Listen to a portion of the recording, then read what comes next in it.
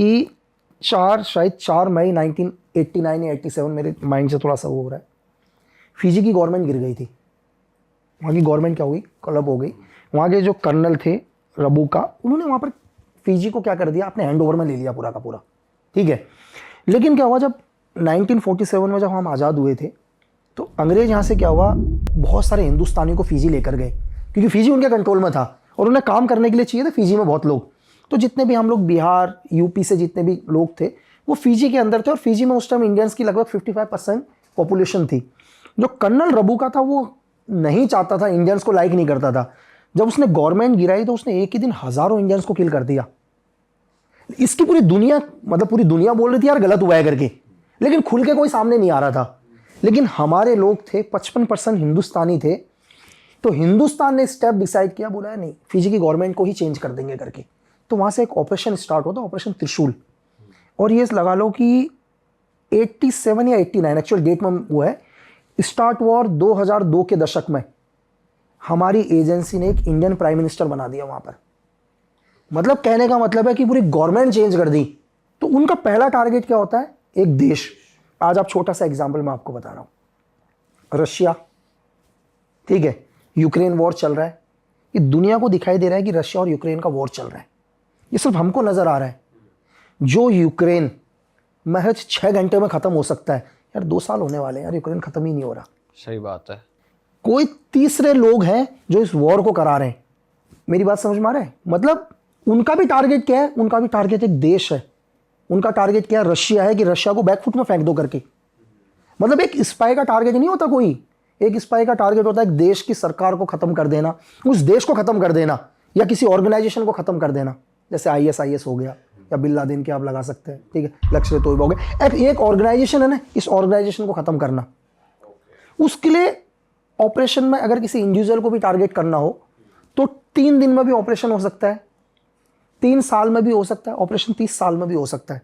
ऐसा नहीं, आपको समझ में नहीं आएगा कि यार ये ऑपरेशन, उस ऑपरेशन के लिए कई सालों से प्लानिंग होती है। अगर किसी देश की गवर्नमेंट कोलैप्स हो गई तो ऐसा नहीं है यार कि 2 दिन पहले डिसाइड किया है, ये कई सालों की मेहनत होती है। और ये लोग क्यों करते हैं ऐसा? आप क्यों चाहोगे किसी देश की गवर्नमेंट को गिराना? ये बहुत बड़ा क्वेश्चन है ना यार। यार क्यों चाहोगे? अब हमारे बगल में देख लो ना, श्रीलंका खत्म, नेपाल में कंट्रोल कर लिया, बांग्लादेश वैसे खत्म हो गया। रीज़न क्या है कि एक उदाहरण के लिए 1947 से लेकर हमारे देश में कांग्रेस गई नहीं थी यार। आप कांग्रेस की सरकार देखो, तो जब मुरारी देसाई जी की सरकार आई तभी कांग्रेस की सरकार गई। USSR कभी चाहता ही नहीं था ये सरकार जाए करके। आपको लगता है, हमें लगता है कि हमारी गवर्नमेंट सिर्फ हम ही डिसाइड करते हैं। हमारी गवर्नमेंट किसकी बनेगी ये कुछ और भी लोग हैं जो डिसाइड करते हैं। आज भी ऐसा हो रहा है सर? दुनिया में हर जगह ऐसा ही होता है सर। और मैं भी यही चाहूँगा। फॉर एग्जाम्पल अभी कल US में क्या चल रहे हैं, इस टाइम इलेक्शन चल रहे हैं, ठीक है, US में इलेक्शन चल रहे हैं, तो मैं भी यही चाहूँगा यार कि मेरे बेनिफिट के लिए किसकी सरकार आनी चाहिए। अगर आप ही हो, आप एक छोटा सा एग्जाम्पल लेकर दो, आप अपने मोहल्ले के अंदर एक प्रधान को खड़ा करते हो, ठीक है, प्रधान के इलेक्शन में भी 10 गुट हो जाते हैं, एक बोलता है ये प्रधान जीते, दूसरा बोलता है ये प्रधान जीते करके। उनका निजी फायदा होता है ना यार, उनका क्या निजी फायदा। अगर ये प्रधान जीतेगा तो कुछ एक ठेके इसको मिल जाएंगे, कहता मेरा जीतेगा तो मेरे को ठेके मिल जाएंगे।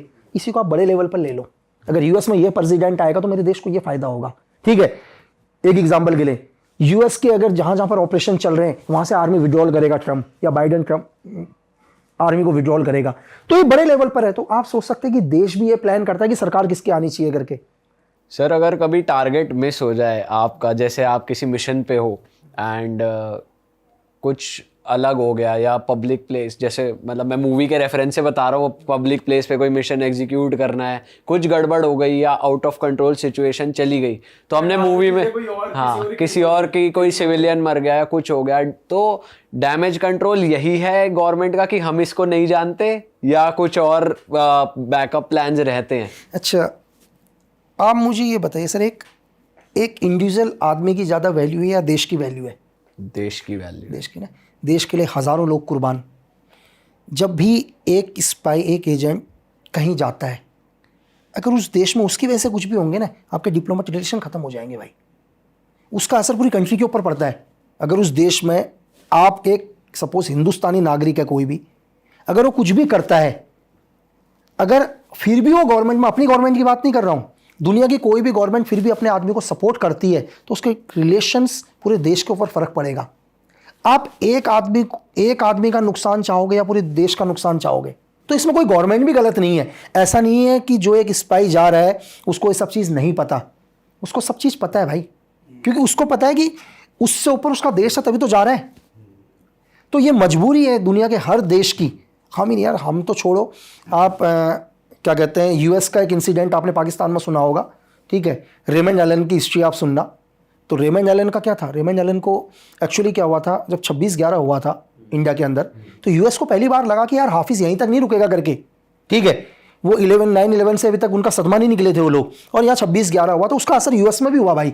तो सीआईए ने पहली बार प्लान किया, सीआईए ने बोला कि हाफिज को क्या करो, ग्लोबल टेररिस्ट घोषित करो करके, और यूएस ने यूएन में उसको ग्लोबल टेररिस्ट के लिए मांग उठाई, और चाइना ने वीटो पावर का यूज किया और ग्लोबल टेररिस्ट घोषित होने से रोक दिया हाफिज को।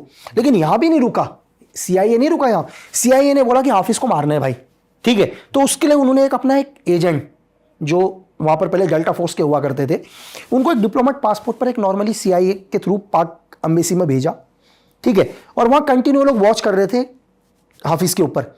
और एलन को एक दिन पता चला कि यार हाफिज का एक प्रोग्राम यहाँ, और उसी दिन था डेट गिराने का। लेकिन जैसे ही एलन वहाँ से निकला, रेमंड एलन वहाँ से निकला, तो सीआईए को, सॉरी आईएसआई को पता चल गया कि हाफिज टारगेट है करके। तो आईएसआई ने अपने 2 एजेंट लगा दिए पीछे।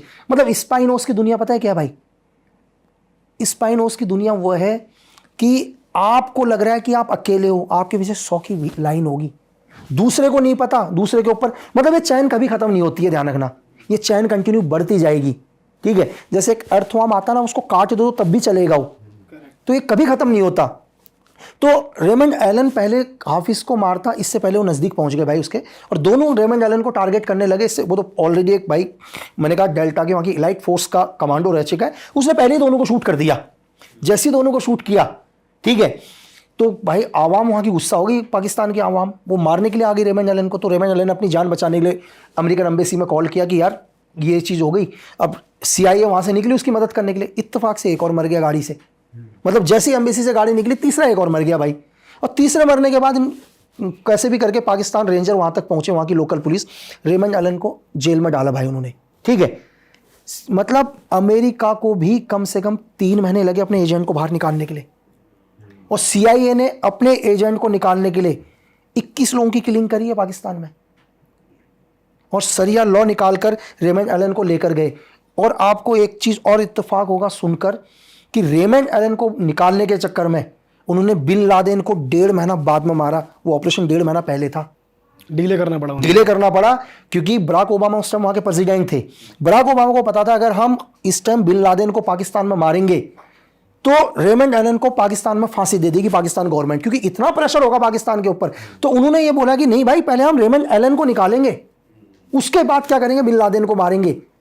तो एक एजेंसी ने, और अपने एजेंट को निकालने के लिए 21 आदमी को किलिंग, मतलब मैं किलिंग बोलूं क्या करूं, आज तक वो गायब है, मिले ही नहीं है कभी। तो आप स्पाइनोस का वर्ल्ड नहीं समझ सकते किस लेवल पर काम करते हैं। सर आपके थोड़े मिशंस की बात करते हैं। आप कुछ अगर अपना कोई मिशन जो आप पब्लिकली डिस्क्लोज कर सकते हो, अगर बिना कंट्री का या चीज़ों का नाम ज़्यादा लिए, अगर। बस एक था कि यार हमारी करेंसी को कैसे भी करके हमारे को एक इन्फॉर्मेशन लगी थी कि हम एक आदमी को बहुत टाइम से फॉलो कर रहे थे, बहुत ही टाइम से नहीं मिल पा रहा था, लेकिन एक छोटा सा क्लू मिल गया था कि उसका एक बंदा इस टाइम जेल के अंदर है करके, ठीक है।